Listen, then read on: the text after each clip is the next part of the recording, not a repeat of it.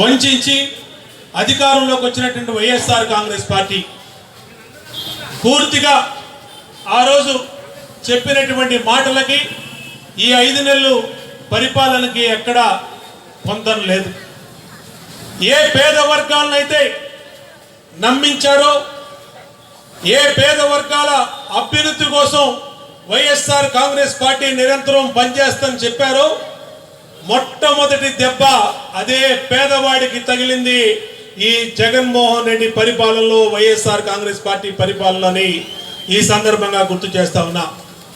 ఎందుకంటే ఒక్క ఛాన్స్ ఇవ్వమన్నాడు, నేను వస్తే మీ జీవితాల్లో వెలుగులు నింపుతానన్నారు.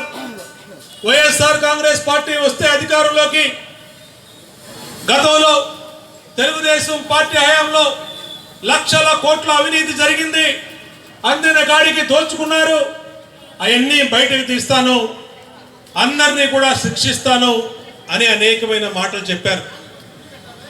ప్రజలు నిజమని నమ్మారు.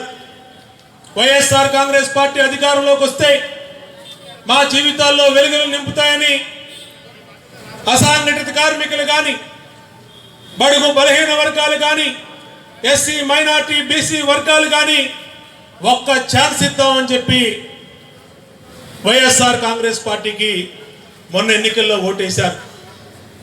ఆ ఒక్క ఛాన్సే ఇవాళ పేదవాడికి తన జీవితంలో స్వతంత్రం వచ్చిన ఈ 70 సంవత్సరాల పైబడిన చరిత్రలో ఒక ప్రభుత్వ నిర్ణయం వల్ల పేదవాడి బతుకు తలకిందులు అయిపోయింది అని ఎప్పుడన్నా జరిగిందనంటే అది మొట్టమొదటిసారిగా భారతదేశ చరిత్రలో ఈ ఆంధ్రప్రదేశ్లో వైఎస్ఆర్ కాంగ్రెస్ పార్టీ పరిపాలన వల్లనే ఈ విషయాన్ని గుర్తు చేస్తా ఉన్నా. అనేక మంది ముఖ్యమంత్రులు పరిపాలించారు ఈ రాష్ట్రాన్ని, అనేక మంది ప్రధానులు పరిపాలించారు ఈ దేశాన్ని.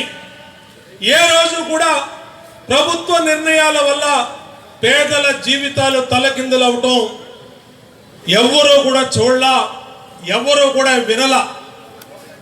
ఈ రోజున ఈ అనుభవ రాహిత్యం కలిగినటువంటి ఈ ప్రభుత్వం, పరిపాలన చేత కానిటువంటి ఈ ప్రభుత్వ నిర్ణయాల వల్ల ఈ రోజున ప్రభుత్వం తీసుకున్న నిర్ణయాల వల్ల పేదల జీవితాలు తారుమారైని ఈ 5 నెలల పరిపాలనలో పేదల పస్తులు పడుకునే పరిస్థితి వచ్చిందంటే దానికి కారణం ఇవాళ ఈ ప్రభుత్వాన్ని ఈ సందర్భంగా తెలియజేస్తా ఉన్నా, గుర్తు చేస్తా ఉన్నా.